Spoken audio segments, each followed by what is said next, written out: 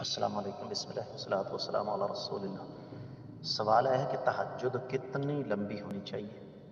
جتنی لمبی پڑھ سکیں۔ مثال لے لیجیے، امام الانبیاء محمد رسول اللہ صلی اللہ علیہ وآلہ وسلم نے تہجد پڑھی، اور آپ نے تہجد میں ایک رکعت میں سورۃ البقرہ جو کہ 3.25 پاروں پر مشتمل ہے، سورہ آل عمران، سورۃ المائدہ اور سورۃ النساء، یہ کوئی 6.5 پارے بنتے ہیں۔ نبی علیہ الصلوۃ والسلام نے اتنی لمبی نماز ادا فرمائی۔ اب آپ خود فیصلہ کر لیں کہ آپ نے کتنی لمبی تہجد پڑھنی ہے، یہ فیصلہ آپ کے ہاتھ میں ہے۔